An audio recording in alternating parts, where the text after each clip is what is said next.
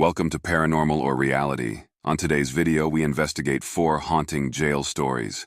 We have started a new podcast that combines multiple videos.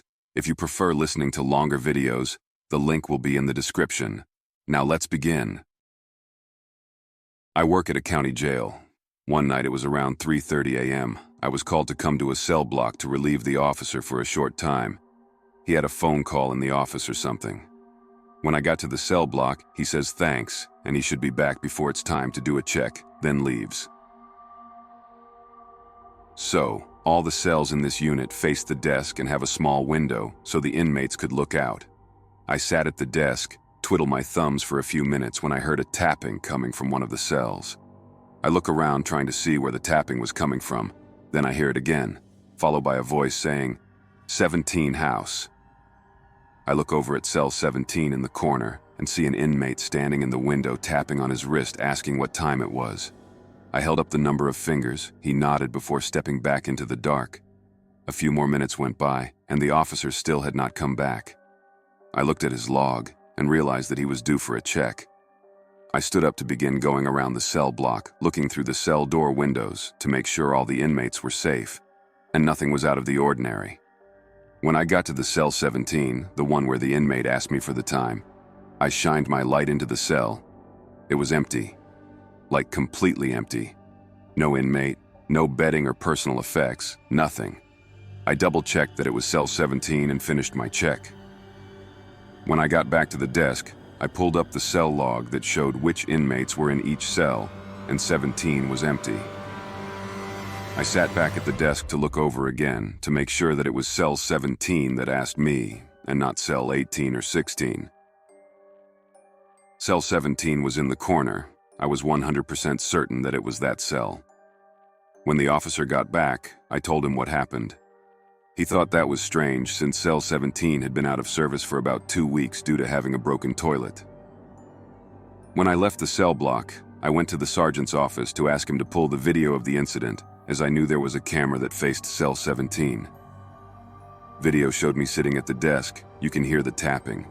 Then a voice says, 17 house, with me holding up my fingers to show the time. No face appeared in the window. So I worked at a county jail. One night I was working in the maximum security unit on the night shift. It was pretty boring with nothing to really do except check swear go around and look in each cell every 30 minutes or so to make sure everything was okay. The inmates weren't doing anything they weren't supposed to. It had been about 15 minutes or so since my last check, and I was sitting in the control room reading a book to pass the time. The control room sits higher than floor level and looks out over the cell block. If a person average height were to walk right by, you would only see the top of their head. As I'm reading my book, I see out of my peripheral vision the top of a bald head walking past the window. I knew that nobody else was in the area, as another officer would have had to go through 2 sets of remotely opened doors, and there was no way past my control room. I looked up and into the cell block. I didn't see anyone. I then looked at the camera monitors which showed every angle of the cell block, still nothing. I put my book down and exited the control room, making sure to lock the door behind me in case an inmate got out their cell. They couldn't lock me out of the control room. It's uncommon, but it is possible. I walked into the cell block, shining my flashing into some of the more dimly lit areas. I took notice that I did not hear a cell door close, so if an inmate did get out of the cell, they would have either had to close their cell door incredibly quietly, or they were hiding somewhere. I radioed for another officer to respond to my location as a backup. I began to conduct a check, making sure to count the inmates in each cell and pull on the door to make sure it was locked. When I reached the upper tier, one of the inmates was standing at the cell window and asked me what time it was. When I told him, he noted that I was early on my check and that I had been checking the doors. These guys have nothing to do but watch you. The inmate asked if I saw the bald-headed guy. He must have seen the expression on my face because he said that someone always sees him at least once a night, usually passing quickly by the cell windows. He said they always knew it was him because there were no bald officers on night shift. I went back to the control room and locked it behind me. I asked the officer who responded as my backup about the guy. He was a very senior officer and said that he had never personally seen him. but it wasn't uncommon for officers to report it.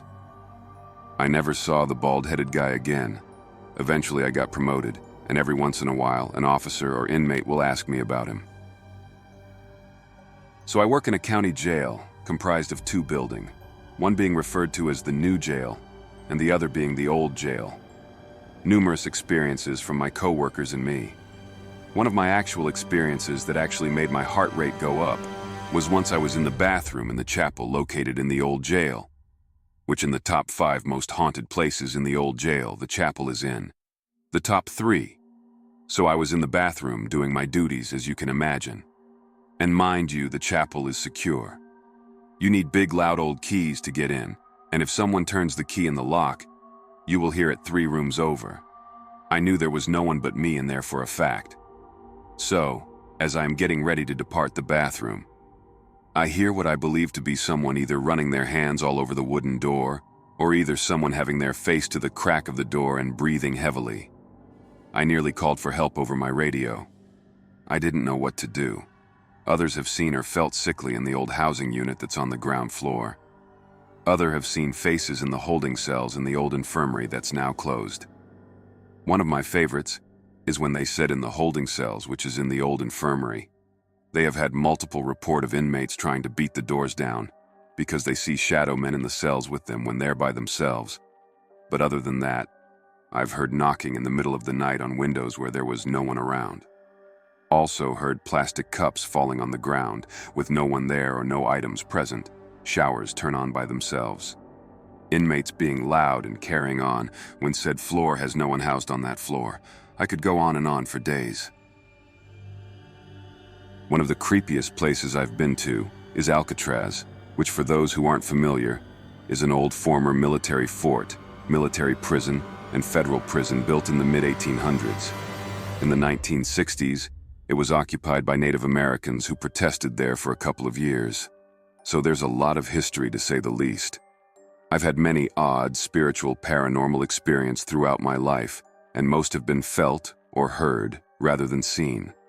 So it makes sense that what happened at Alcatraz was mainly a kind of uncomfortable but exciting vibe with a bonus weird auditory experience. Being a musician, it probably makes sense that I sometimes experience auditory phenomena, but I digress. My husband and I took a vacation to San Francisco in 2006 and decided to do the Alcatraz night tour. The boat ride to get there was uneventful, as was the tour itself, although it was fascinating to see it and learn all about its history. If you're tuned into the vibe of the place, it's just plain old creep-a-rama. It literally was bone-chilling too, since it was at night. I apologize for not being a good writer, but I wanted to share my experience. After the tour, when it was almost time to get back on the boat to leave, I decided to use the restroom, which is out of the way in a little separate building off of a curvy path. Surprisingly, this path was all in the dark, so I started feeling a little uneasy since I was by myself. As I was walking by some bushes along the path, I heard a very distinct and very sinister, macabre laugh. No, there wasn't an actual person hiding in the bushes, and there weren't any other tourists in the restrooms or on the path. I definitely felt that this was an entity, and it wanted to scare me. Needless to say, that I ran the rest of the way to the bathroom and got the hell out of there as quickly as possible. I actually waited a while to think about that experience before I digested it and told my husband about it. Normally, he doesn't believe stuff like this, but I actually did believe me. The whole thing only lasted about 3 seconds, but I've never forgotten it. If you've ever been to Alcatraz, have you ever had any experiences like this? Thanks for tuning in. Watch another video if you dare.